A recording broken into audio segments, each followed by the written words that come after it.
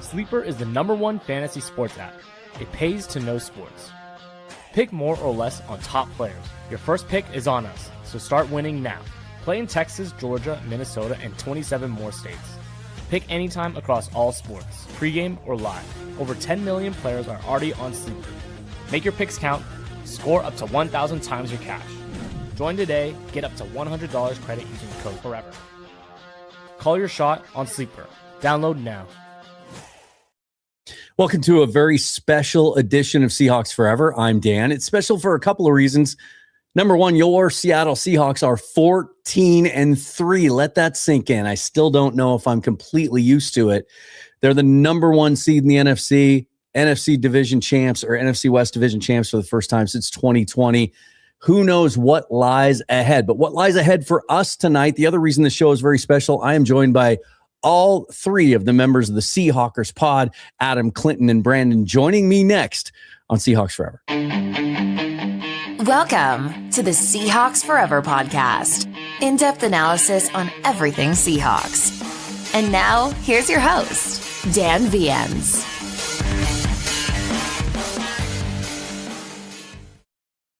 What's up, boys? How we doing? Doing well. Appreciate you having us on. Dude, awesome. Fired up, Dan. What's going on, bud?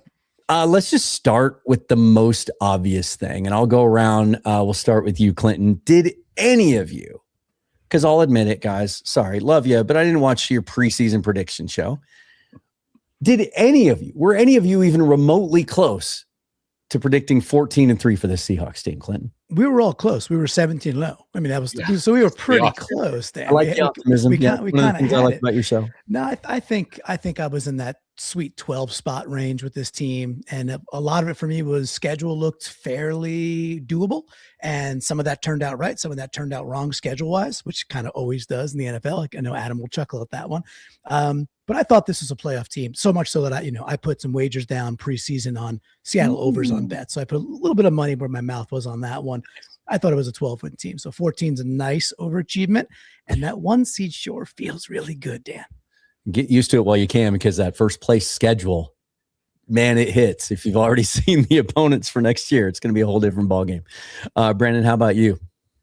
I think I was pleasantly surprised with the first overall seed. I don't think, like, if you were to say prediction wise, no, I don't think any of us had us locked in for the #1 seed, apart from the obvious 17-0 prediction. But I think that we looked at last year and saw what was nearly a playoff team, made some additions. I think the expectation that maybe with some improvement in year 2 with Mike Macdonald, that 10-11 wins was kind of in range, and with a playoff spot this year. So we're ahead of schedule in my mind. Same. I've been saying that for a couple of months now. I thought this would be the year to kind of get the offense straight, and the next year would be the year we'd be looking like a contender. Nice to be ahead of schedule there. Adam, I'll ask it to you in a little bit of a different way. Most of us in this space that do what we do, sounds like we were kind of in this same general sort of ballpark. I originally, when the schedule came out, had picked 11 wins. And then after I saw some things 5-6 weeks into it, actually, I think at the bye week, I adjusted that to 12. But a lot of the national analysts and prognosticators had a far dimmer view of this team with all the changes in the offseason. A lot of 7, 8, 9 win predictions. How satisfying is it now to look back and know that we were all more right about this team than they were? Oh, it's glorious, Dan. And I just watched Rich Eisen eat a bunch of crow on his show here, maybe about an hour before coming on here. And just listen to a bunch of different of the national pundits throughout the year and in the offseason. And really, they all were like, hey, DK's gone, Tyler Lockett's gone, Geno Smith is gone. These guys are screwed. They're the 4th place team in this division. And as Brandan pointed out, as we did our season prediction, I think we ended up around 10, 11 wins. I don't remember exactly, but somewhere in there. But to me, it was crazy to think that Mike Macdonald in his second year with this defense, and an actual competent offensive coordinator that was an NFL offensive coordinator, couldn't take this team at least 1 to 2 wins more than they achieved the year prior. And look, they did that, and they did it in spades, and here we are, #1 seed. It's awesome. Yeah, it's been a lot of fun the last 24, 48 hours. I'm sure you've all seen the cable Thanos video with all those guys, all those predictions. Nick Wright, a bunch of those guys picking the Seahawks dead last in the division. Not many went against that. Kyle Brandt picked them to win the division. Kudos to him. And I'm not sure what Colin Cowherd's preseason prediction was, but he's been on them all season long pretty vehemently. So some of those guys got it right. It's interesting to be back here again. I forgot what this felt like. Like number one seeds just were something that we stopped talking about 10 years ago. You know, it was just enough to try and get in the playoffs, maybe get hot. The idea that we are a year ahead of schedule, Clinton, like what were your realistic expectations of what you expected to feel like right now after week 18? I think expectation wise, it was likely battling for division. If you're at 12 wins and you're likely battling for your division. So it would have been like, are we NFC West champs or are we like a 5-6 seed wild card? So to get that stretch and get the one, it's huge. So I think that's like the outkick for me. And that delta might seem insignificant, but go ask the 49ers how insignificant that actually is, right? Because they're banged up with good reason because we beat the crap out of them for 4 straight quarters. And now they got to go on the road and go play another physical team where we get to sit back and just watch.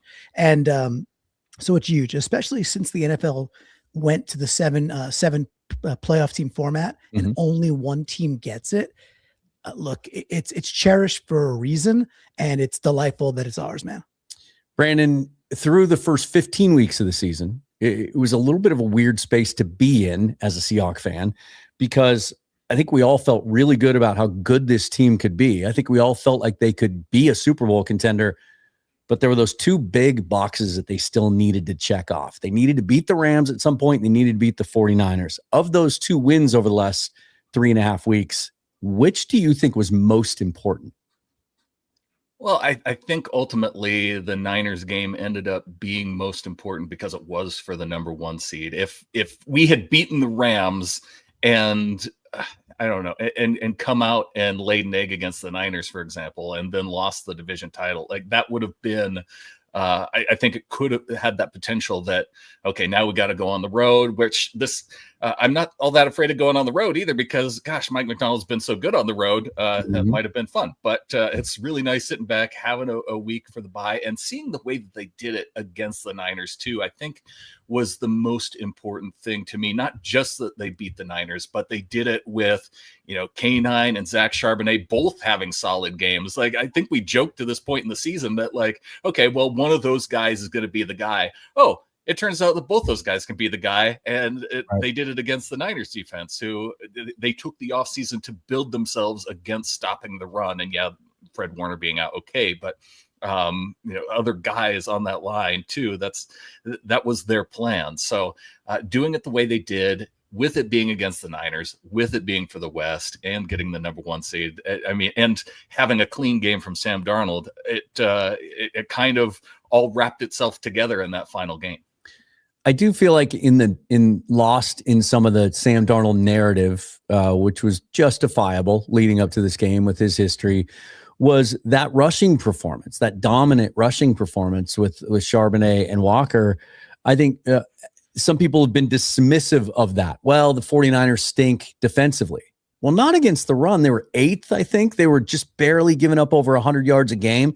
They didn't rush the passer, right? And their secondary has some question marks, but they were pretty good actually against the run. Adam, that 49ers game, your thoughts on that? Was it more a case of they just showed up and played well that day?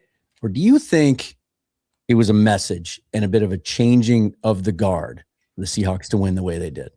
Yeah, it was a message, and they rented a skywriting plane and wrote it in the sky because it was such a dominant message that they wanted to send to the league. And it's really centered around one thing.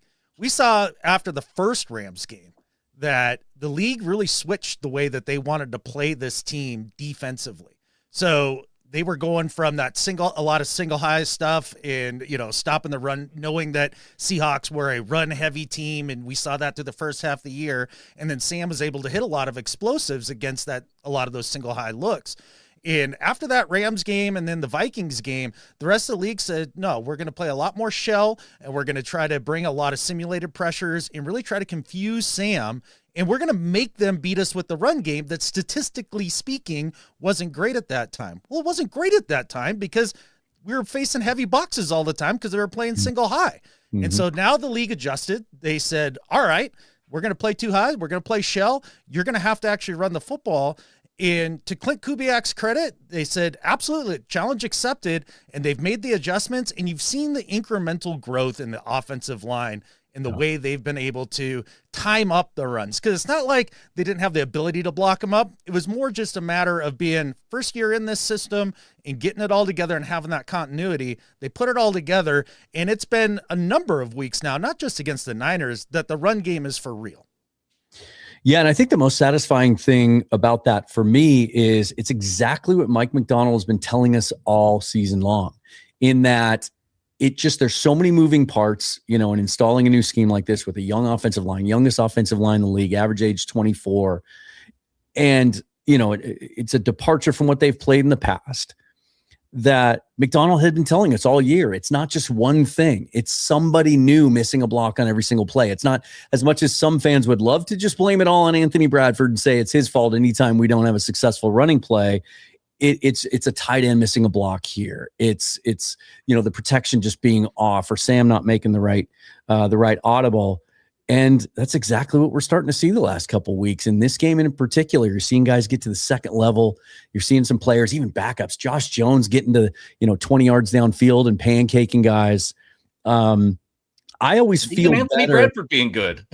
And Bradford being good. And what I tell people about that is the bad reps are still there. He still has like 5 really bad reps a game where he's just looking around or he's blocking the running back or what. But his good reps in between those are so much better than they were. Especially, I think back to that Carolina game 2 weeks ago, and that might have been a little bit of a coming out party. He dominated Derek Brown on most of the reps he faced him one-on-one in that game. And that's not easy to do. There's multiple pancakes there, Dan. And to Adam's point too, I think this has been a slow simmer for several weeks now. Like since like week 10, week 11, this running team, I like to talk about like the earth got colder and you got to run the ball, right? Yeah. And it was never going to be sustainable to try and be a 4 or 5 touchdown Sam type team throughout the entire year, especially after they adjusted.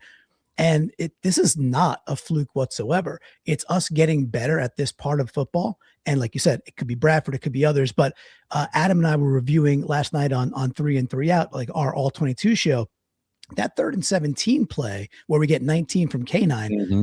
Like you could go literally down the entire line. They all won. It was Cup, and then Sundell did a great job, and then Zabel was out there, and Jones did his thing, and Sauber came all the way across from the left side.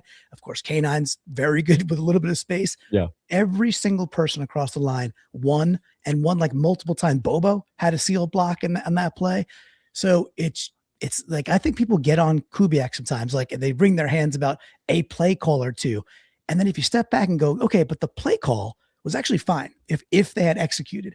And now we're just seeing, especially in the run game, a little bit more consistent execution.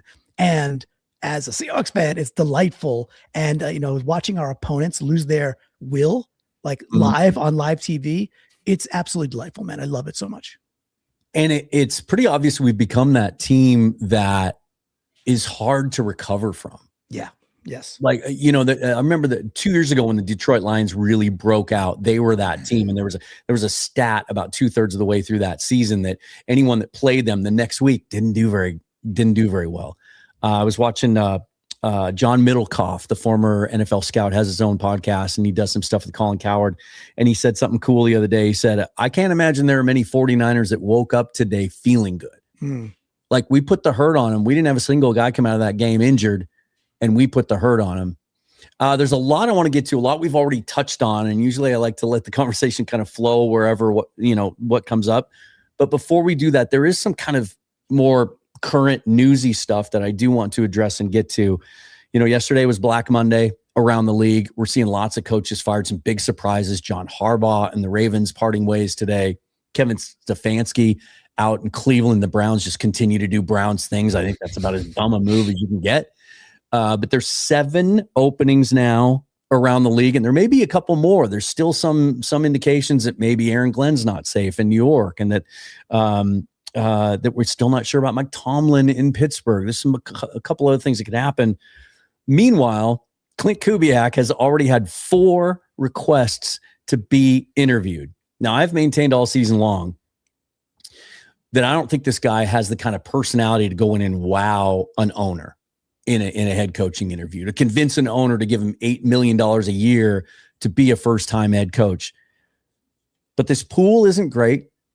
There's a lot of jobs open, and there aren't a lot of offensive guys that are available. I'll start with you, Adam, and then we'll work our way around. How nervous or concerned are you that we may lose Kubiak after 1 year? 63% nervous. And 63%. It's basically just, look, Clint Kubiak, he comes from a family and a pedigree and everything, and we all know, right? The play action stuff and the Kubiak system, and it is the type of football that is just tried and true. We've tested this over time. We know this is a system that works almost no matter what. Plus, you see the league shifting from like 2010s football, where it was Star Wars football, throw the ball over the yard, to running the football more, a lot more play action, getting under center more. And so that style of play is going to be even more coveted by other teams. And when I kind of look around at the current head coaching openings, the one that worries me the most is the Ravens. Clint Kubiak fits, like that tough, no nonsense. And as you said, the personality maybe not like through the roof or anything, but is it really all that dissimilar from John Harbaugh, who's a pretty mellow guy, especially compared to his brother? I'm not sure that it is that different. So I think there's an opportunity there for him to get a head coaching gig, but oftentimes these guys who have been an offensive coordinator for just 1 year and they go through their first cycle of head coaching interviews, they either turn one down or maybe they don't get it offered to them, but it's that second time around that you start to get a little more nervous. I don't know, Brandon, if you kind of see it the same way, but 63% for me. Is it more or less? Okay. I guess I'm not super,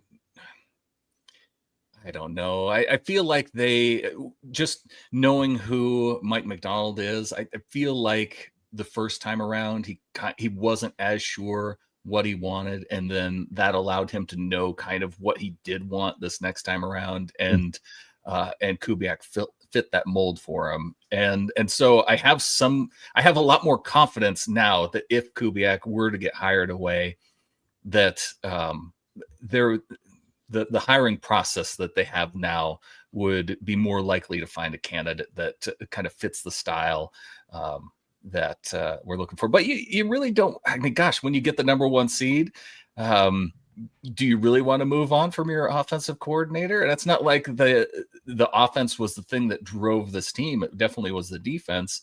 Yeah. And I know Adam Dirty got an interview request too. So there's that one's not as concerning, because obviously Mike's the one calling the defense. To answer your question, Adam, I think I'm more concerned than you now that I think through it. 64%. At least. Okay. Yeah. Clint?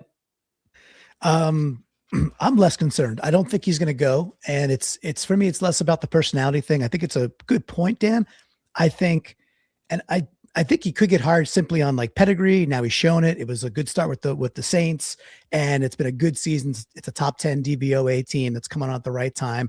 And while the points don't look amazing down the stretch, we did break our record for most points scored in a season in 16 weeks. So that should be all reason for concern. I just don't think he's going to want to leave this environment just yet. I think if he could wait a little bit longer, maybe say no. Hopefully we get a chip, right? We get the Super Bowl, have a second good year, and maybe even some better things are open for him later. I think that's probably his path. I also have heard, not firsthand, but through different creators, that he's also not really seemingly inclined to move his family again. And that could be something really, really big. You came all the way across country, settling in the Pacific Northwest, and you're going to uproot a young family again versus it's kind of like a kid saying, price, though. There's a I understand that, but it's kind of like a lot easier. I get that, but it's kind of like a kid staying in college for, getting an NIL. Like, do I really need to go to the draft? I'm like a 22-year-old. I'm doing really okay in, USC right now. I'm making $3 million hanging out in Southern California. I think it's going to be a bit like that. I hope it's like that. Maybe I'm just wish casting, but I would like the continuity, and I'd love to have him back. Yeah, that's where I'm at. I would certainly like at least the second year 6 new starters this year, changing the quarterback, installing a new scheme. I feel like we can expect a second-year jump next year with all the continuity coming back, similar to what we saw the defense do this year with a year of continuity. I do agree with you, Clinton. I don't think he'll be hired. I think there's a couple of things. First of all, these first 4 interviews are Zoom interviews. And I think if you are lacking in the dynamic, vibrant personality department, you probably have a better chance of impressing someone in person than you do on your iPhone or whatever they use to Zoom from the Seahawks offices. But also the fact that they're going to make a deep playoff run. And I think, that especially if they go to the Super Bowl, like most teams aren't willing to wait for that guy. We've seen some examples in the past. We saw the 49ers wait for Kyle Shanahan, but by that point, he was a legend already as a play caller. The Seahawks obviously were willing to wait for Mike McDonald last year. They got a little bit lucky because the Ravens ended up losing before they went all the way. But I'm also with, I think a couple of you have said you're not as concerned before because the pieces are in place. People need to understand that all the rest of the offensive staff are under contracts of their own.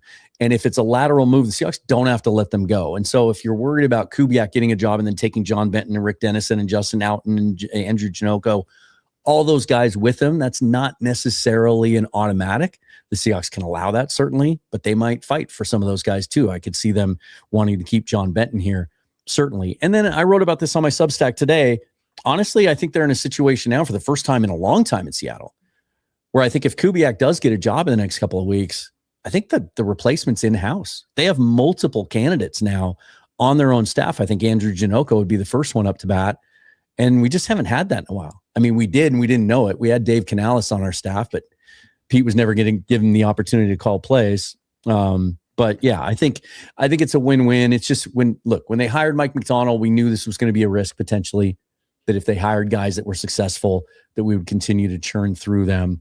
But I think it's a great point from you, Clinton, that I think you're the one that said it, that like now he knows what he wants. Yeah. Well, I'll take the credit either way, Dan, for sure. Thank you. The pivot would be quicker.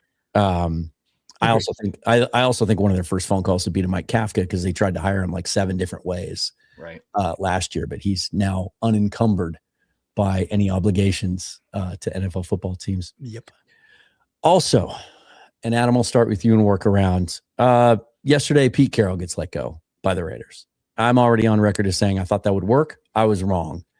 I think it's likely that we've seen the last of Bobby Wagner and Tyler Lockett too. Like, fine, we're literally putting the last little bookmark on that era at a time when now we're starting a new one as the number 1 seed. Adam, your thoughts on Pete having a tough time there in Vegas? Yeah, it surprised me a little bit because on the initial hire, I was really fired up for Pete. And I might be the biggest Pete homer of the 3 of us throughout the years. And I just love the guy and love everything that he's about. And then when he hired Chip Kelly to be his offensive coordinator, that was the first thing that made me have a little bit of pause and go, what are we doing here? Like, this guy's system has proven that it doesn't work in the NFL. And everybody says, well, at Ohio State, he figured out how to run the ball and he's changed. And he's Cliff Kingsbury. He figured it out when he went back to college and then came back here and it's all shotgun, throw the ball all the time. And it just doesn't fit with what Pete wanted to do, especially with drafting Genty high. And I think right there, that was the first big nail in the coffin for Pete, unfortunately. And, at some point, I mean, I don't know how old he is now, 89, 442, whatever it is. Yeah. But, at this point, the game might have passed him by just a little bit. And I'm glad he got his one last run, though.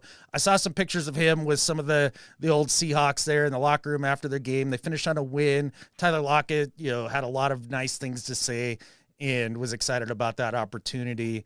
And it's probably the last we see of Pete as a head coach, but it was a fun ride, and I wish him the best. Brandan, did he tarnish his legacy? I don't think that, this question comes up with Russ too. I think as long as they can continue to do it and enjoy it, I don't think that it doesn't detract from the things that you've done before. I think, even when guys play a little too long, you don't remember their worst times. You remember their best moments. And so, yeah, I don't think that, nobody talks about, Emmett Smith with the Cardinals, man, remember that? Right. No, you think of all the Super Bowl runs with him. So Franco Harris with the Seahawks. Yeah, nobody talks about that. So I don't think it might feel that way just in terms of immediacy right now. But I kind of Adam brought up a good point with the Chip Kelly thing. Like, if Chip Kelly was a Pete hire, then that might be what did it. Otherwise, like, if that was the team that suggested it to Pete, like, hey, we want to hire you as coach, but we want Chip Kelly as the offensive coordinator, and you kind of really don't have a say in that, then Pete deserves another year, and maybe even to ride out his contract. Because I think when you bring in Pete Carroll, even at the age that he is, it's not that you're looking to even necessarily win right away, although the Raiders did want that. But I think you're trying to change the culture, and running through a head coach every single year after year, isn't going to change the culture in Vegas. And so I think that if they were putting that burden on him of them picking the OC, then I think it just goes to show the type of franchise that they're going to continue to be. Yeah. Clinton, your thoughts? Well, at first I was on the wagon that I thought Pete would be able to bring the Raiders back to some level of respectability. So in that regard, I was just wrong. Right. And that was like getting the culture right. And if it was 2 to 3 years and he rides off to the sunset and the Raiders scratch out like one wild card Sunday or Saturday win in those 3 years, but he kind of righted the ship. That was kind of what I would have projected, just because I think he's skilled at bringing humans together and getting focused on a mission. It didn't go that way, so there's a lot of reasons it didn't go that way, and I wish him the best and all that. But from a legacy perspective, to me, obviously very biased, but with a Pro Football Hall of Fame in Canton, the dude's still a Hall of Famer. And I think he should be, and I think he will eventually get recognized. And long-standing legacy. And of course, you cannot tell the Pete Carroll story without. I mentioned USC by happenstance earlier, but you can't tell that story without that was college success, which was huge success, right? So hats off to an incredible career, and someday I think he'll be in Canton, and we'll be there to celebrate that. Well, knowing what we know now, that which you pointed out, that, Chip Kelly wasn't his hire and some of those things, I'm kind of surprised he took the job in the first place. I think it definitely speaks to just how badly he wanted to get in the game, and how much he loves being around guys and coaching. Bryce Coots hopping into the chat with the super chat. Thank you. Sorry, Adam, it's kind of covering you up there a little bit. We had this happen on our show. Finally. We decided that the person sitting in that box was like Wilson on Home Improvement. He was like, good neighbor. A little bit. Thanks for the dono, Bryce. He says Daniel Jeremiah on 710 today said everyone who he has talked to that is connected has Kubiak as the top offensive-minded coach in this cycle. DJ believes he will get a job. I tend to think he needs another year. Interesting. I also saw a podcast with the Carr brothers, Derek and David. And Derek was talking about his time with Kubiak in New Orleans and just raving about him, and said, man, the Raiders need to go get that guy. So, maybe I'm wrong, and his reputation as a coach is such that, the personality thing just isn't a factor. But the Raiders aren't taking anything from us anymore, Dan, ever. And then another big dono. Thank you so much. Really appreciate it, Bryce. Good to see you as always. He said, yeah, I was wrong. I only predicted 13-4 as his record. I got to give him credit. They called it 13-4 Island. He was on that thing early. That's worth Bryce. This season. Yeah. We'll get to your other comments and questions in a little bit. Also, the other kind of surprising news, because all the reporting leading up to Sunday was that he was probably going to be safe for financial reasons. They didn't want to go out and hire another coach and continue to pay one that they fired. But Jonathan Gannon out in Arizona, which I don't know about you guys, but my first reaction was, damn it. Because I think as long as Gannon was head coach in Arizona, they weren't going to be much to worry about. So I thought that was a little bit interesting. One more question. Let's see. Let's pick Brandan. I'd like to get your thoughts on this. Fast forward 3 weeks. NFC Championship game. Seahawks, 49ers, Lumen Field. I don't know if the bracket works out that way. Maybe it'd be the Rams, but it'd be more compelling, I think, if it was the 49ers. Do you have Pete raise the flag, or is it too soon for that? Probably too soon, right? Maybe you think it's too soon, Brandon? Because I don't know, man. I think that, I don't know, as long as Mike McDonald's here, it's going to feel a little too soon. I mean, I'm for it. It's not too soon for me, but organizationally, it just feels like, I don't know, bring back Mike Holmgren. Has he ever? He's raised the flag, right? Sure. I'm not sure. I'm a hard no on Pete raising the flag. How about this? We win a Super Bowl, he can come back and do the home opener the next year, right?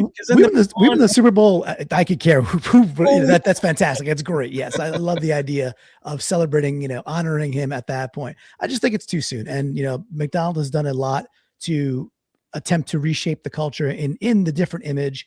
Not like it was bad. We actually talked quite a bit on our pod about, like, look, when you have a platform, like a platform business, or you treat your team or your company like a platform, very often it's like when you have a shock to the system, or there's a lot of change, it's what's your ability to absorb change and stay good, stay consistent, stay whatever that good is for you. So since Paul Allen has taken over this franchise, we've had nothing but, a couple of dips here and there, right? I mean, little dips, like the Jim Mora year.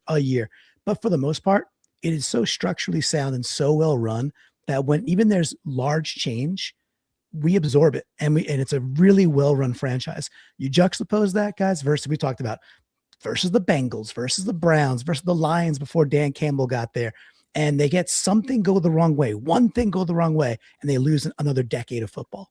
The Jets. I grew up on Long Island, Dan. I literally thank God that I'm not a Jets fan. It could have very well happened, but they cannot absorb change. This is a franchise that is very well run, and you might take it for granted, but I'm here to kind of advocate and say we shouldn't as Seahawks fans. Yeah, the Jets can't do that. They also can't intercept passes either. Unbelievable stat. That's stat of the year, I think, that they went 17 games, of which the first 10 or 11 they had Sauce Gardner as one of their players. Terrible. And they couldn't intercept a single pass. That's crazy. I think it speaks, Adam, to the job that John Schneider has done. Certainly, we see this happen all the time around the league. We see teams make the wrong choice when it comes to the decision to move on from head coaches and GMs. Most of the time, I would argue that if you're going to make a change them both. You look at that Raiders situation, and John Spytek gets to keep his job and choose the next coach. He's 1 year on the job, and just a terrible, disastrous draft, like ignoring all the major needs they had on that team and going in different directions. I think they're years away from being competitive. Same thing with Arizona. I think you could argue that Monty Austin-Fort deserves to stay and pick the next coach. Like, he didn't stock the cupboards for the current guy. But here, they didn't wash out both the head coach and the general manager at the same time. And John got his chance to run his organization his way. I mean, what can you say about John Schneider? And then go ahead and tell us why he's the hands down winner of Executive of the Year this year, and nobody else should be considered.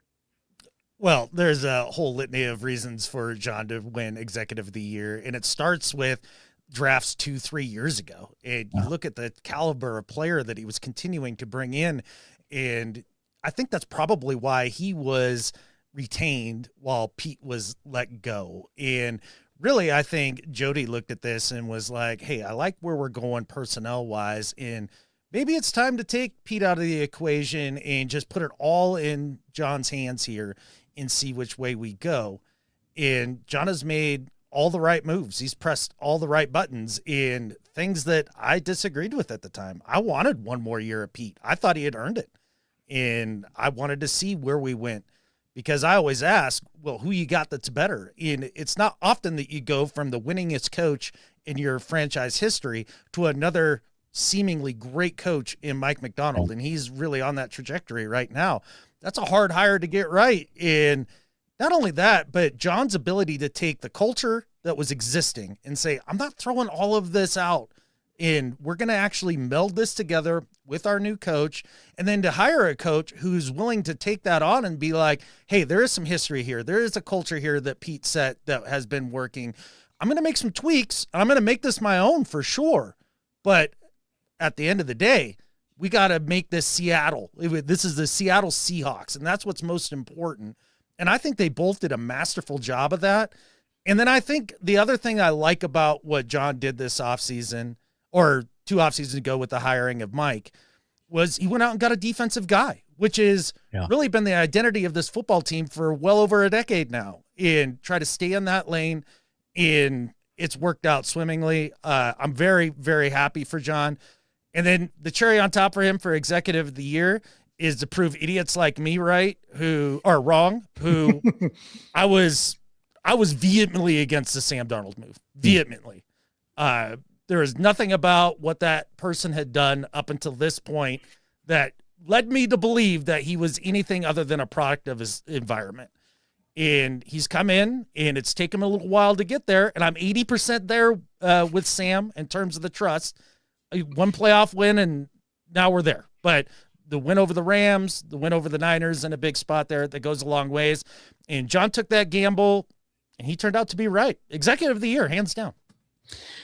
Yeah, that was the inspiration behind me putting your head on the Darnold body on the thumbnail for the show today. You know, you're the quarterback guy, right? Yeah, well, especially evaluating the kids coming out. I found that when it comes to these reclamation NFL guys, I'm just as hit or miss as anybody else. Like, good luck. It's tough to see.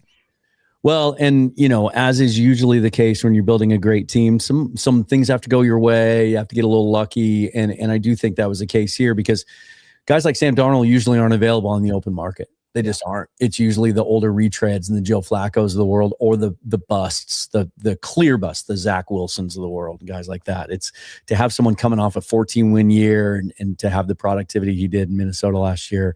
That's rare, and so they did get a little lucky there. Brandon, let me ask you this, and then we'll go around. I want to get all 3 of your thoughts on this. Is there anyone home field advantage now? They only have to win 2 games in Lumen Field in order to get to the Super Bowl. And that home field feels, and has since probably going back to week 5 against Tampa Bay, feels like the old home field advantage is back. Ticket prices are higher. That means fewer people are parting with their tickets. There are fewer opposing fans in the stands.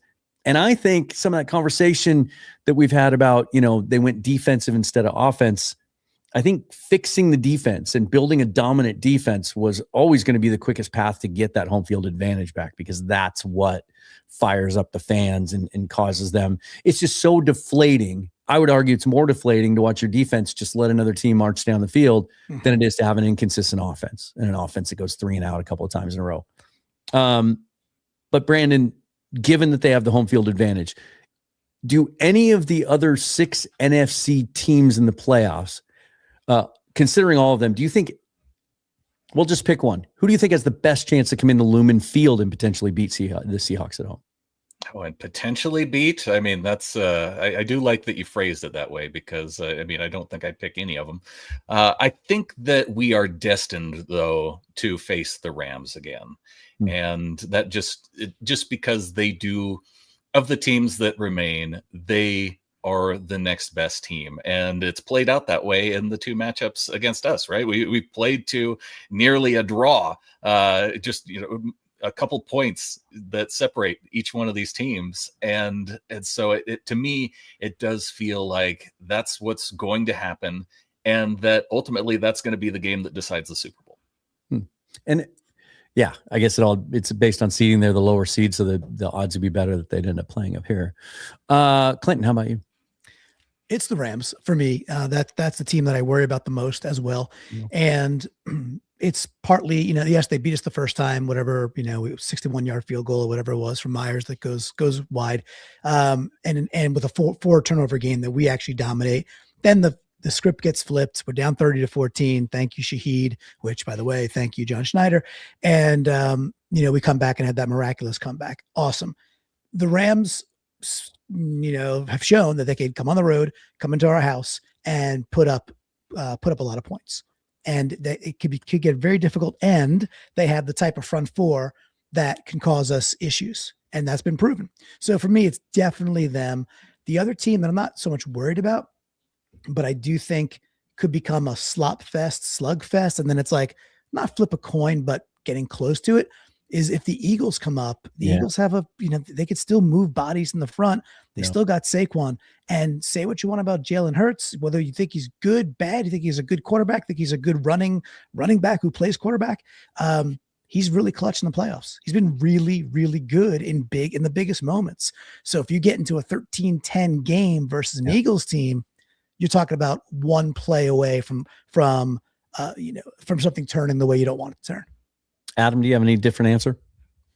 Well, I was going to go with Rams Eagles as my first two choices. And to echo Clinton about the Eagles, their defense is legit. It's still a legit good defense. There's a lot of talent there. It could turn into one of those one-score slugfests. And, Jalen has pulled it out at times in the playoffs throughout his career. We've seen him be clutch in those moments. So that'd be a little scary.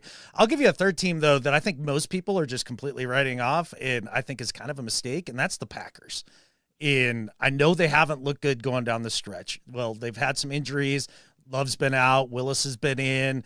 Josh Jacobs has been in and out of the lineup a lot. We all know about the Michael Parsons injury and all of that. But that's a professional football team. LaFleur is a heck of a head coach. And he's had them competitive year in, year out since he's been there. And they play solid on defense. They play solid on offense. And I think they're one of those teams that if you did happen to face them, they're an any given Sunday type of team. You could just catch them on a day where they're clicking, and it could be a really, really tough fight that you didn't expect, even though they're the 7th seed. I think they're going to beat the Bears, and that's going to be our first opponent at home. I really do. Too. Yeah, I think they're going to take that one. Well, they should have, right? They took the first one, which was a really good game, the first Packers Bears game. The second game turned into a really good game, but we were talking about that, I think, last night, being like, that took Romeo Doubs to do his best Bostic impersonation for that to happen, right? Yeah. And Caleb does these fourth quarter thingies that he does. Okay, cool. But the Packers were running away with that game. So I don't think it would shock any of us if the Packers handle that in some fashion, just kind of walk into Soldier Field, do what Adam said, professionally, kind of have a tidy ball game, and maybe walk out of there like 23-20 Packers, see ya. And they're on, right? So wouldn't shock me at all. Now, I hesitate to look too far ahead, and so I'm going to knock on wood here, but should they get to the big game in Santa Clara? Let's go. Adam, you first. Are you afraid of any of the AFC offerings potentially? Oh, if I have to think about that.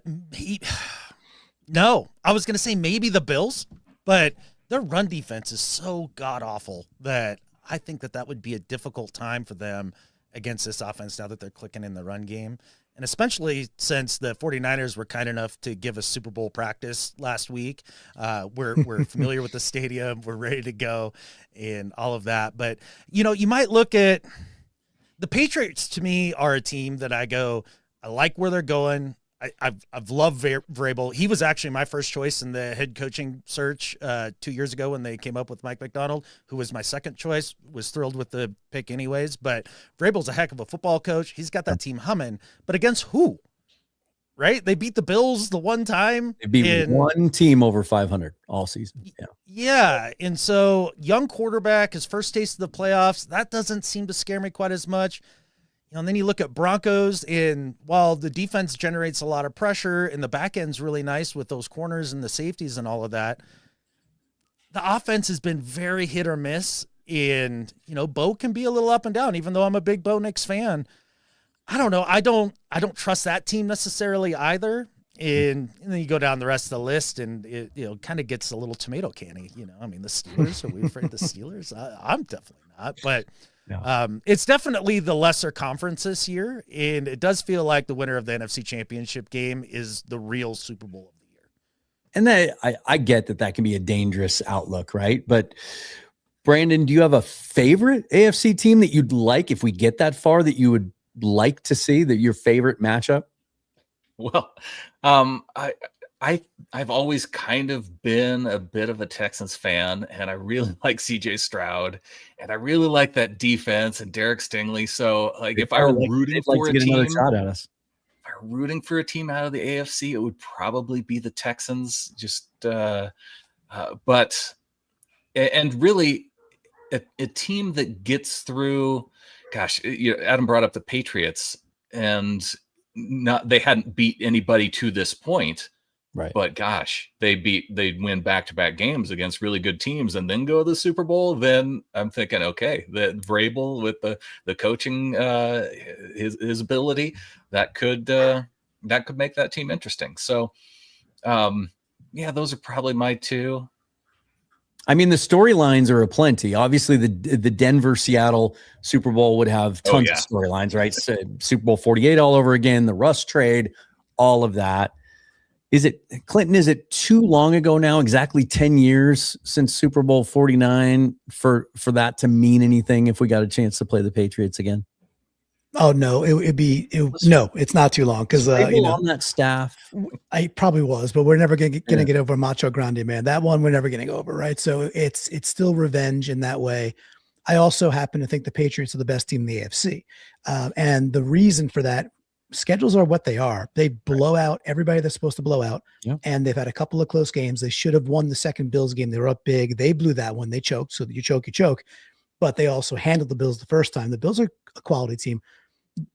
The Seattle, any team can struggle against elite quarterback play because it's the NFL. And we've seen it when Stafford's on one, he could cause us some issues, right? Drake May. I realize I live in Connecticut, so I'm surrounded by this team, surrounded by these fans. And so I watch a good amount of Pats football. Drake May is the type of quarterback that he looks a little slower, meaning he looks like he's processing slower than he ought to be. And you got a dude right on his heels and you're about to get a sack and you're about to get his arm and then you don't. And then somehow the ball's out and it's just on time. He's under duress, but he's not ever out of control. He is such a smooth, calm quarterback. And when you go against that, we talked about things that could be deflating, Dan, that could be deflating. You keep almost getting there. And yet the dude's moving the chains. He's, for a second-year player, he's incredibly calm. Now, can Seattle be the team that heats him up and makes him look like, 43-8 Peyton Manning? Yes. But I think it's a tougher task than most think just because they haven't played anybody yet. I do feel like if it got to that point, the Patriots would concern me the most because I feel like the way this Seahawks defense is playing right now, the only way you can beat them is to have a surgical quarterback like Matt Stafford, 450 yards in week 16, a guy that can hit, throw into, work the middle of the field, throw into tight windows, who can just make the high degree of difficulty throw. You're not going to beat this Seahawks defense by managing the game. We've seen teams try. But that's just a really, really, really tough task. I don't care about the stats, though, Dan. What I care about is storylines, and I am actively rooting against the Patriots because I don't want to hear 2 weeks of seeing Malcolm Butler on my TV. That's a good point. That'd be really tough to watch the lead up to it because you could play drinking games on any given night, probably on how often they show that damn play. I still can't watch it. The play that shall not be talked about, and I don't want to see that either. But with that said, this is why the Patriots wouldn't scare me in this matchup. Is Clinton? You pointed out because Malcolm Butler doesn't play for him anymore. That's right. He gone. Bill Belichick gone. All that is good for our deal. But you talked about Drake May feeling like he's a little bit of a slower processor, and that was one of the number one things. I had him as my third quarterback on the board that year. And I had Jaden 1, Bo Nix 2, and then May 3 in that draft. And that slow processing showed up on his tape on UNC. So when I think about that same second-year quarterback who's having a success this year against defenses like the Titans, the Falcons, the Jets, the Bengals, the Giants, I'm not buying that he's got it all figured out. And you put him against somebody like Mike McDonald, who clouds the picture with all of his simulated pressures and all the different things he does in using different guys in different roles and just making it so that it's murky for the quarterback. That's the type of thing that really does frazzle young quarterbacks, especially in the biggest moments. It's a way Bill Belichick got after rookie quarterbacks for years and years. I just don't think that Drake May would be up to the task of facing somebody like Mike McDonald at this point in his career. Could he in the next 3, 4, 5 years? Absolutely. He's on a tremendous trajectory, but they're a year ahead of time, and I think he's got some learning to do. A couple of super chats to get to. Gambling Goat says, "Go Hawks." Cubes, Nice. Cubes as a top candidate seems a little much. It does seem early, but the buzz seems to be real. I think it has more. I think it says more about the pool of candidates this year than it does about his Cliff Kingsbury, Dan. Cliff Kingsbury, just quit his job so he could go for a head coaching job. So I was kind of sketching this out before you guys hopped on. I think there's only two no doubters, maybe four. I think Stefanski and Harbaugh could pick whichever jobs they want. I think those guys, if they can, and it sounds like Harbaugh does want to continue coaching, that those guys are the two front runners, and they're gonna probably get their pick. I think Robert Saleh and Chris Shula both get hired. And so I think that those four are in, but that leaves three openings, and that's when it gets dicey if you're rooting against anyone hiring Clint Kubiak, because like you just said, then you get down to Cliff Kingsbury, Matt Nagy, Brian Flores, Mike McCarthy, all the failed former coaches, Lou Anarumo, Jeff Hafley, Mike LaFleur. Then you get into all the unproven guys, right? Joe Brady in Buffalo, Kafka, Josh McDaniel, maybe. Does he get another shot to be a head coach again after the success that he's had yet again in New England? It's not a great pool of candidates, you know? One thing there, Dan, is maybe something in our favor of retaining Kubiak is just the fact that McDonald's success and as a head coach, maybe there's a bit more about, hey, let's look a bit more seriously at the defensive guys like a Flores back as a head coach again, right? Yeah. So, hey, that wasn't great the first time around, but maybe that wasn't a Flores thing so much as he didn't have a quarterback, that he could really trust and run a team with, because his defenses are damn good every time he puts a defense out there. So maybe this, because we saw Brock Bowers has a huge year, and then next year, Loveland and Warren are top 15 picks, right? So you see these chasing the dragon type things. So maybe folks want to chase what Seattle currently has and actually ends up maybe helping us. Just a thought. And he does seem like a more level-headed guy. Maybe he chooses to take the Ben Johnson path and he doesn't like any of the opportunities. Most of the openings that we're looking at right now are teams that have been bad for a long time, and they all have young quarterbacks and a lot of roster holes. Maybe he waits. There was some buzz this year and some indications that Matt LaFleur might not be happy in Green Bay and that there might have been a change there. There might be other opportunities around the league where guys are on the edge of stepping away maybe in the future.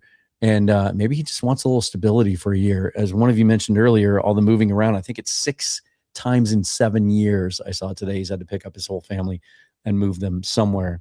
Senior Tiny Baby Goats with the super chat. Appreciate it. Great crossover, guys. I would love to know the story behind your nickname, by the way. Are we a goat farmer, perhaps? Baby goat farmer? They're cute as hell. Why wouldn't you be? The Hawks flexed every muscle this year and are ready to introduce the league to the next 7 years of dominance. Let's talk about that. Let's talk about the window, right? Adam, how I said it at the top. I thought they were a year away. I expected this to be a playoff team, and I thought it would be more like 2012, where maybe we win a playoff game, but at the end of it all, we feel like, okay, we're close. We're really close. Next year's the year that everyone's going to jump on our bandwagon. We'll be the hot pick or whatever. They're definitely a year ahead of schedule, but they're in tremendous shape. When you have a 28-year-old quarterback who's established as your franchise quarterback now, the third youngest roster in the league, they're top 5 next year and the year after in available cap space. Usually those teams are bad teams. Unfortunately, the Rams and 49ers are also in really, really good shape moving forward with the cap. So I don't think this three-headed monster is going to go anywhere anytime soon. But just speak to the window and this opportunity the Seahawks have now to contend for a long time. Oh, absolutely. It's really, really exciting. It starts with the youth, and it starts with the youth on defense, because while you have some older players, and Leo, who's even in his last press conference talking about how great it feels to be here towards the end of his career, you start hearing things like that from him. Makes you wonder just how long he's going to stick around. Lawrence isn't exactly a spring chicken. But then you start looking at every level of the defense from that point forward. I mean, Byron Murphy and Derek Hall up front, those two are monsters. And they're awfully young. Ernest Jones, awfully young. Spoon and Eamon Wari, awfully young. What's that? Even though he looks like an old man. Ernest Jones. That's true. That's true. Yeah, he's got that old man strength at the ripe age of 22 or whatever it is. But you've got all of these key cogs on the defensive side that Mike Macdonald will have at his disposal for a very long time. And if that's the case, then this defense is going to continue to be a top 5 defense for the next 5, 6, 7 years fairly easily. That's not hard to project. And with John's ability to plug in holes and find that value veteran like he did with Tank Lawrence this year, like I'm pretty bullish that the defense is going to be able to sustain that success. Offensively speaking, offensive line, obviously young, JSN young, Barner young. If they end up re-signing Shaheed, which would be kind of fun, not exactly an old player, so that's nice to have there. Sam's still a younger quarterback, but let's say it doesn't go great with Sam down the stretch for whatever reason. Well, you still have Milroe waiting in the wings as well, who had some exciting tape. How good is that pick looking now when you look at how the quarterback class shook out this year? A class that was supposed to be one thing turned out to be completely different, not a class you want to be a part of. Yeah, so I've yet to dive into the college quarterbacks from this year, but I've heard the topic of conversation being a little bit of woof when it comes to these guys. We'll see what we see when we get into the tape here. But yeah, that Milroe pick was great. He was my number 2 guy in that draft because I think he's got somewhere to like a 60 to 65% chance of figuring it out. And if he does, he's got all the tools. So you've got this great backup piece for just in case.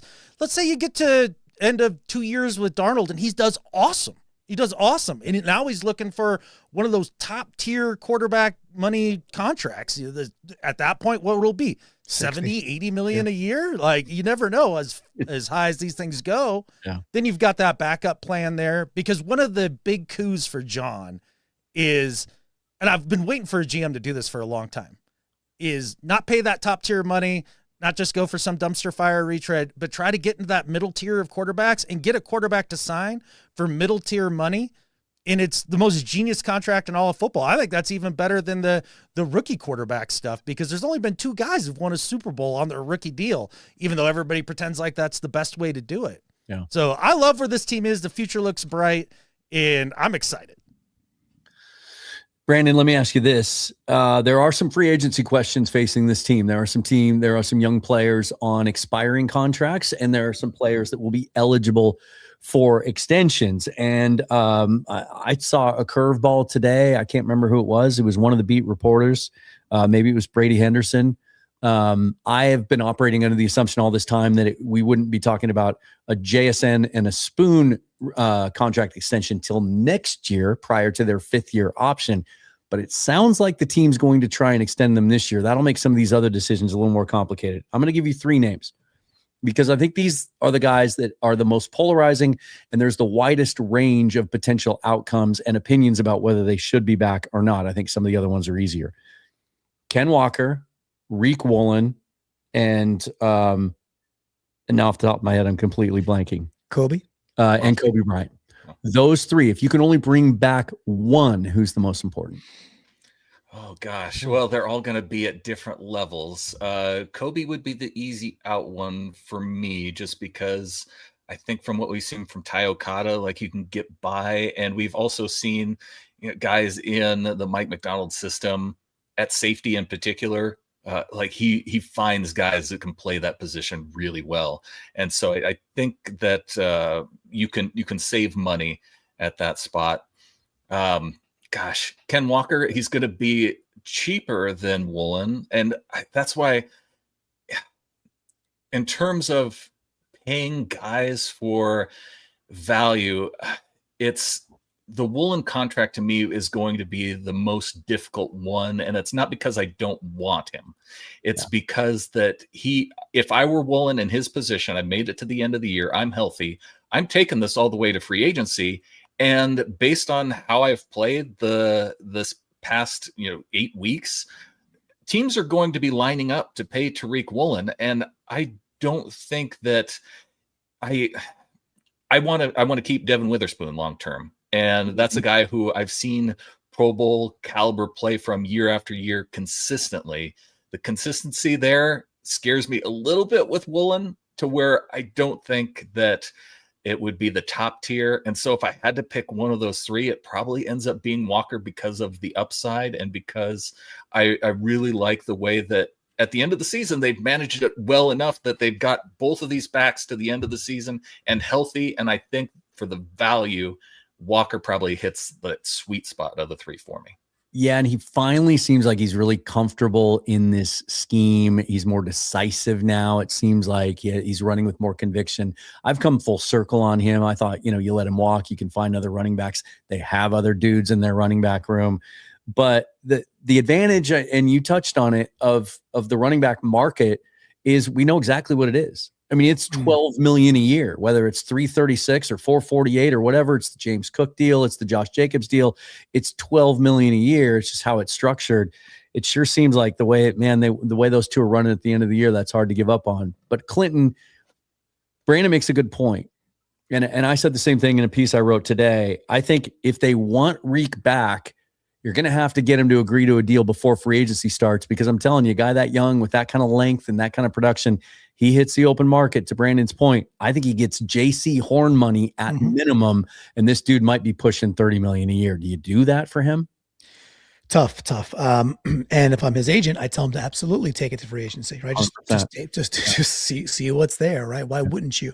The really exciting part about Woolen is that he was challenged by Mike McDonald. He was benched. He was basically like, "Hey, you're in the doghouse," and it was a test. And guys, we have to grade him on that. He responded with A+ play.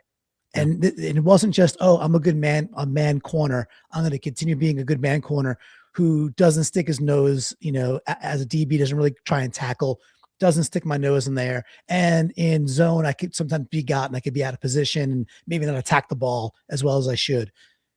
At the last 10 weeks now, he is a phenomenal lockdown man corner, but now he's stuffing Kittle on, outlets to the outside, and he's bringing his hat in ways that we just haven't seen in years past. So if he responded to the McDonald challenge and is becoming an even better version of himself, which is a freak DB, it's extremely valuable in the NFL and as a cog in a Mike McDonald defense when you have dudes like that. So I would probably put the eggs in the basket of Woolen, even if that means you quote unquote overpay, and go get the absolute blue chip guy. I hate the fact that we have to do a 1 out of 3, and I really wish it was a 2 out of 3, but the exercise is what it is. Joe Smith says, can't really sign both Reek and Spoon next year, so let him go.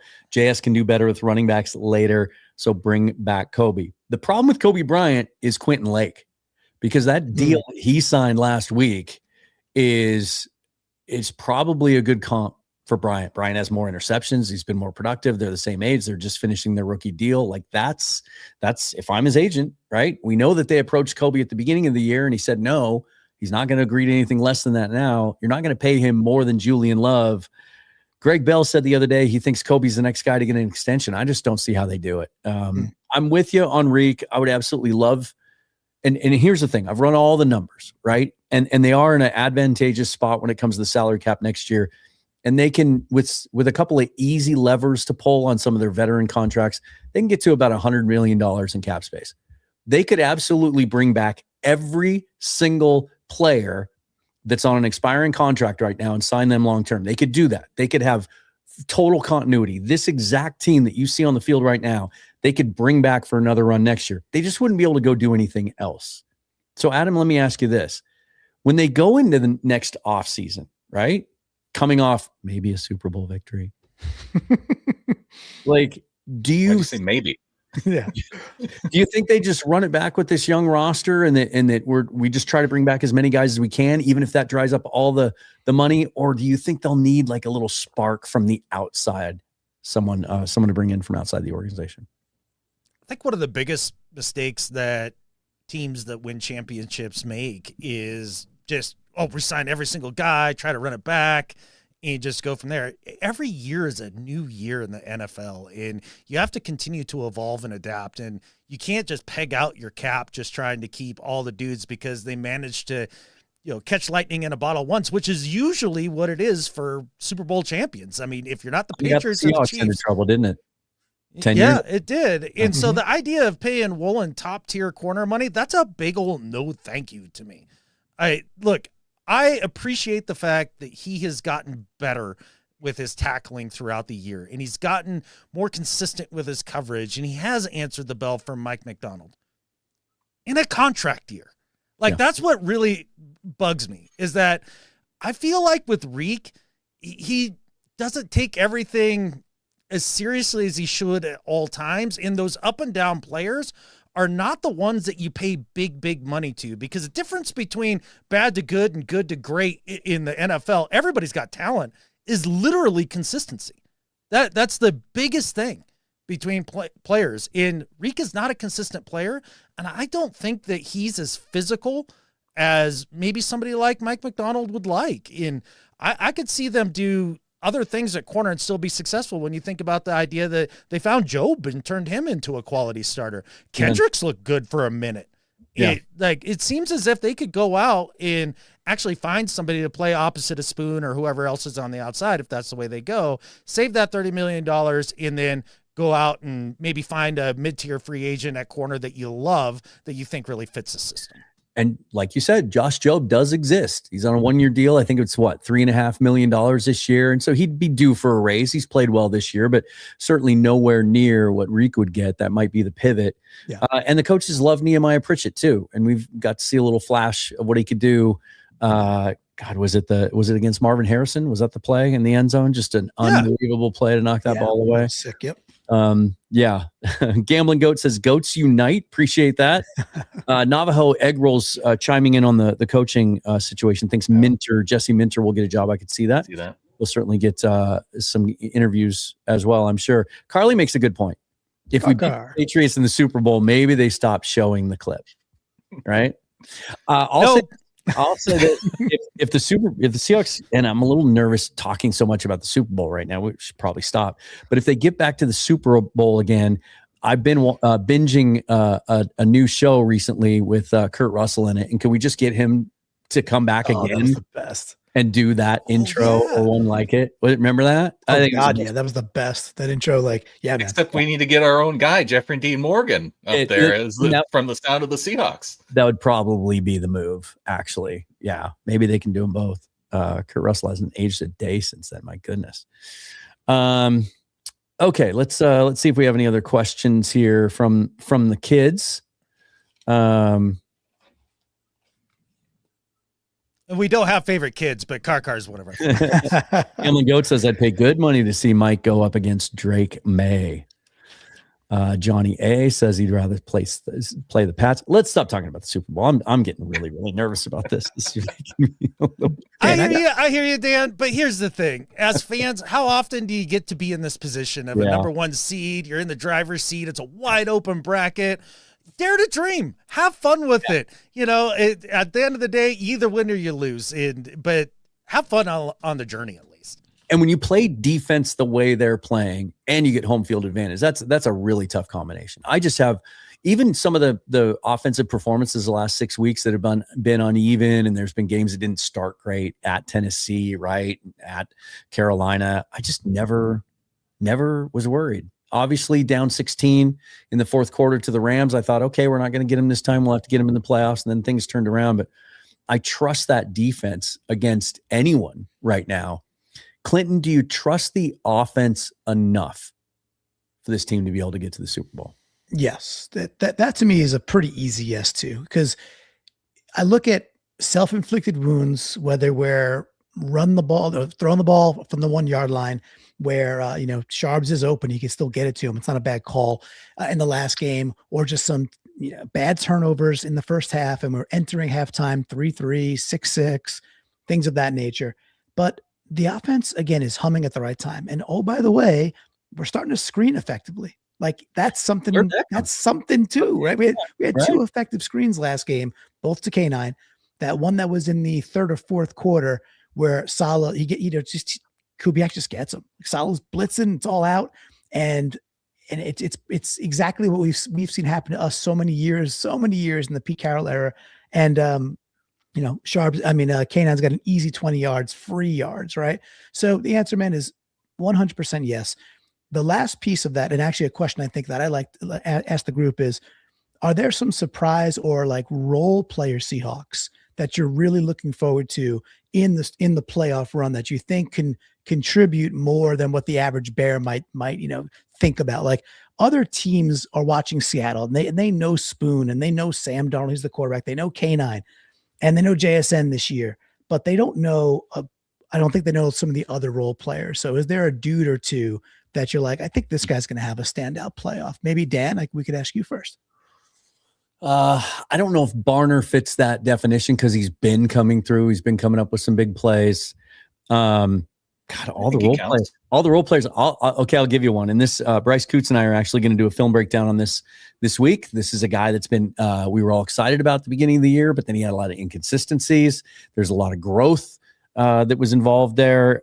He didn't hit the ground running as much as we hoped he would as a rookie, but I think we're starting to see the vision of Robbie Oots as a fullback. Yes. And not only was that dude, the last 2 weeks, really, he had some moments against Carolina too, but it seemed like they've finally taken the training wheels off. Like, he was out there. I haven't seen the splits, but it seemed like he was out there more against 49ers, had a higher snap count than we've seen all year. And he was doing damage. He was laying dudes out at the line of scrimmage and at the second level. And maybe a little foreshadowing for later on. I've been hoping for this ever since that second preseason game. He ran some patterns. It's coming on Saturday. They sent him out in some patterns. And I'm telling you, at some point, I got called crazy by my viewers on a live stream last week for even mentioning this. At some point, he's going to catch a big pass. It's coming. Little swing pass or something. Yeah. Dan, that is 100%. That's the dude I had on my sheet right here, being like, that's the guy that I'm going to answer with. So, and I'll pass the mic in a second. I think Kubiak has been setting this up really since we saw the Kansas City game. I'm like, oh my gosh, this guy's skilled out of the backfield. The Kansas City preseason game. I want to see that play. He looks smooth, and he just rolls out, and he's got good soft hands, and then he's a bulldog once he has the ball in space. I think we're going to see in whatever playoff game, we're going to see Oots with like one of those games that just takes Vegas by storm. Vegas, the odds makers, where it's like, wait, Robbie Oots had 3 receptions and a touchdown and 2 first downs. Like, where the heck did that come from? I do think that's in the cards, man. I love that you called it out. Adam, you were nodding emphatically, but do you have a player or two that you might want to, talk about as well? Oh, well, you know how much I love me a fullback, and Oots has come in, and being a guy with tight end background, the hands, and like the idea that anybody would call you crazy, Dan, for thinking that he's going to have a couple nice receptions at some point in this playoff, I think is crazy. But if I'm going to pick a guy, I'm going to go with Shaheed, because at some point here, this is going to click in this offense. And Shaheed's a much better receiver than what we've seen so far with his involvement in the offense. And I think they're working him in. And I think why it's going to happen is at some point in this playoff, there's going to be a team that gets tired of having the ball just jellied right down their throat. And they're going to go to single high, and Shaheed's going to take the top off of defense. And all of a sudden, everybody's going to be talking about what a big difference maker he is in the passing game. We're explosive again, and nobody can stop the Seahawks. So I would love to see Shaheed go off. Yeah, he's made some big catches late in some games lately. I'd like to see him get involved early. That's been my biggest frustration lately. Like, even if it's not there, just put it in the script, take a shot to him early, send the message. You're going to have to stay on your heels. Brandon, do you have another name for us? Well, I'll go with the guy that you started to talk about and then stopped, and that's AJ Barner. And the reason why I would pick him is because when you look at his involvement in the offense, there's only been 2 games the entire season that he's had, 5 or more catches. And so he hasn't been a featured part of this offense, to where I don't think that defenses are really saying, oh, well, we got to, they're focused on JSN. They're focused on the running game. And I think there are defenses that we could face in the playoffs where we say, hey, AJ Barner against these linebackers, this is the matchup that we're going to be able to use that maybe they're not ready for. Joe Smith with an interesting point here, talks about the potential of using the franchise tag on K9, and that is because of the sort of the depressed salaries that we've seen in the running back market the last few years. It's feasible. You're not going to franchise Reek. It's just way too high of a number that would just really sort of just hold your salary cap hostage. But $12-13 million a year for a running back, maybe you do. Maybe you just slap that tag on him so nobody else can sign him at the beginning of free agency, try to work something out long term. I think that's I like interesting Interesting. Or idea. don't work out anything long term. Just use them under the franchise tag for one more year. Handled John Alexander that way when he came up for a contract. Maybe you don't end up signing him long term. Marlon's got a question here for us. Is there a player that might be available for trade or pay, I guess, as a free agent that you're looking at this offseason? I know there's one name that we're all going to bring up first, right? So let's all say it all at one time. Max Crosby. Max. Let's all answer with someone other than Max Crosby. We'll go around the board. Clinton, start with you. Anybody from another organization you got your eye on? No. Okay. I'm just not there yet. Eyes on Max? No. It's not about Max. Max for a first, great. Do it all day. Take care of it. Hey, if we're picking 32nd, great. Then trade it out. Who cares? I'm just not there yet, Dan. So I don't even know who's really available to give an intelligent answer here. Gotcha. And I'm just not focused on off season yet with this type of off season stuff. Not yet. All right, Brandon and Adam, I'll change the rules. I'll let you talk about Max if you want to, because I do think we've seen in John Schneider's career when he sets his sight on someone, he's dogged, he is persistent, and he will continue to go after that player. And we now know that he tried to acquire Max Crosby at multiple times over the last year or so. Marshawn Lynch, he pursued for almost a year. Leonard Williams, he pursued for 2 trade deadlines before he finally got him. Ernest Jones was a guy that they pursued before they were finally able to get him. Do you expect them to make a run at Max Crosby? Another run? I don't know. They might, but this defense, it's really shown that you don't need that elite pass rusher on the edge to be effective when it comes to pressuring the quarterback and all of that. They've got a lot of money tied up on that side of the ball now with Leo and the extensions that are coming and DeMarcus Lawrence and all that. But I'll give you a name that I think is interesting. I'll give you 2. The first one would be Pickens out of Dallas, because look at him opposite of JSN, 2 very different types of receivers, a guy that can take the top off of things, 50-50 guy that is just dominant. And he seems to have been able to have held it together mentally down there in Dallas, which I think that's a difficult environment for guys to do that in. And Shoddy's system, not that dissimilar to Kubiak's system, and you see him thrive down there. I think that would be huge. But the one for me that I'd really get excited about, because for me it's always offensive line. How can we get better there? And I like what Sundell has done this year, and I'm excited about his development and all that. If you can go out and get Tyler Linderbaum this offseason, boy, that takes that offensive line yet to another level. So those would be the 2 guys that I'd be interested in. I don't know where the numbers are going to be, but those guys would pique my interest. Brandon, I'm anyone shocked else? that Adam would pick a receiver for one. That's wild to me. But they're well, for me, Brandon, and I've said this on our show forever, right? It's the receiver is the cherry on top. You build everything else first, and we're very close to being there. So that would be the only reason why I go there. Yeah, and the reason why I would lean Max Crosby, and see, this would be an argument again against Tariq Woolen, because if you're paying Woolen $30 million top of the market cornerback money, if I'm going to pick a guy who's going to have a more consistent impact on this defense, and a guy who, because I think that the one thing that the defense, gosh, I really want that guy who in the moment that you need it on the defensive line, he comes up in those clutch moments. And I know we haven't necessarily, we talk about how good this pass rush has been, but imagine if Mike has the guy then that he is scheming to be open to take that moment when you most need it. And I think Crosby would be that guy. And I do think that's why it's still within the realm of possibility. There were some indications, I had heard some things leading up to the trade deadline, when it's pretty well established that they worked pretty hard with the Raiders on potentially getting Max Crosby, that McDonald, despite the fact that he's proven at 2 different stops now that you don't need that elite edge guy to make this defense work at a very high level, he wants one. He wants a closer. And that's why they checked in on Bradley Chubb. They even called about Myles Garrett, and they, certainly went down the road with Max Crosby. So I could see a move being made there. Linderbaum is fascinating. And to me, if I could pick any one player on another team to put on this team to elevate them, it would be Tyler Linderbaum. I think he's going to break Drew Dalman's contract record from last year. He's going to be the highest paid center in the league. He's still just 26 years old. If the Ravens even let him get to free agency, and they might not have a choice, actually, they've got some salary cap concerns there. He'd be the guy. I just don't think, I think it would hamstring you in some other areas. It would be a massive, you'd probably have to be willing to go 5 years, which John Schneider usually doesn't like to do. And I'll be frank, Jalen Sundell looks like a dude to me now. Like I always liked the athletic upside. I liked his upside better than Oluwatimi. I think the Seahawks are in a pretty advantageous situation. They have 2 starting caliber NFL centers.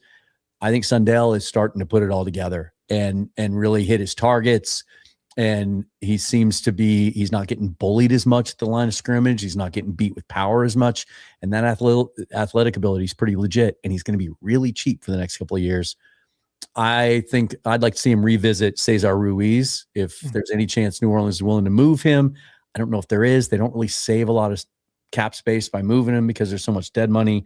But I was watching him in that game the other day, watching that Falcons Saints game because it impacted the Rams and the Niners. And as much as Anthony Bradford's gotten better, and as much as Cesar Ruiz hasn't really lived up to that first round billing in a lot of people's eyes, the floor is so much higher. And just watching him snap in, snap out for a while, like he's just a solid player. The contract is reasonable. And I don't want to add any more rookies to this offensive line. Like I'm already getting draft talk with people, and they're like, center and a guard in the draft. Like, no more young guys.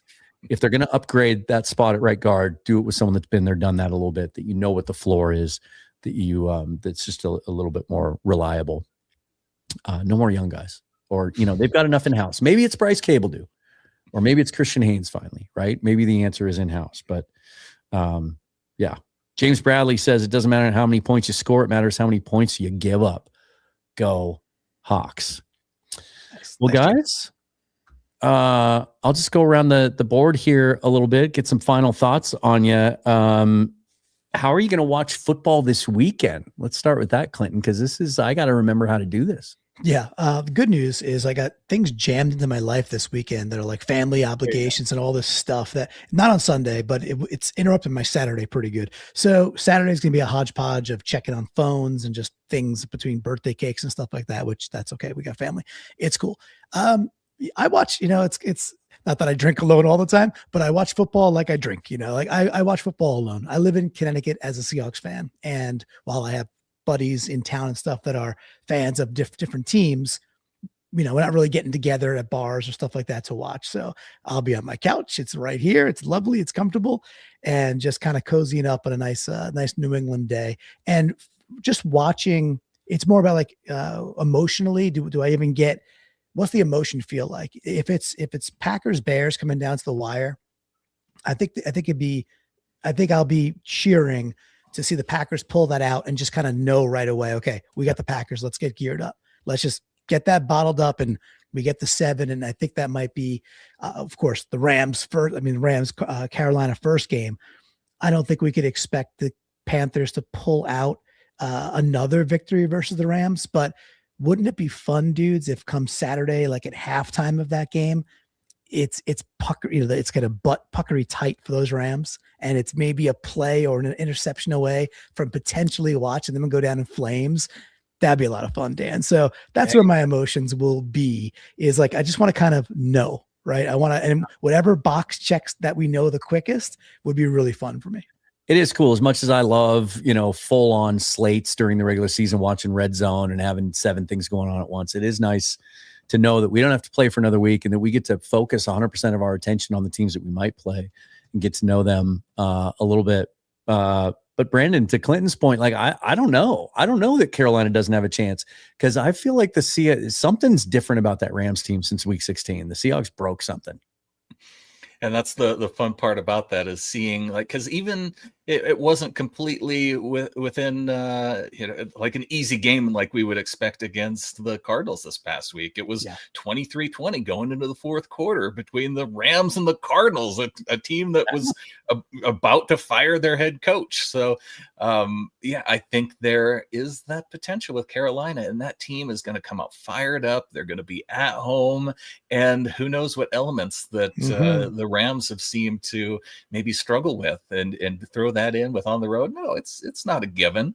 And that's why Saturday is going to be the primary day to watch for me. I don't much care about the AFC games. I mean, it's playoff football, but what are the chances that I don't really need to see the wild card round for those teams. But yeah, I'll be dialed in on the Rams, and then I'll be dialed in on the game with the Packers, because I do feel like those two games have the most likely are the most likely to have the team that ends up coming to Seattle the very next week. Adam, take us home. Let us know what you guys are planning on the show over the next few days. Oh, planning on the show. Well, we got the flagship show that we're going to be recording here in the next few days. Clinton and I just did a fantastic all 22 breakdown of last week's game against the 49ers. And we call that show 3 in, 3 out. And it's something Clinton came up with, 3 ins and 3 outs.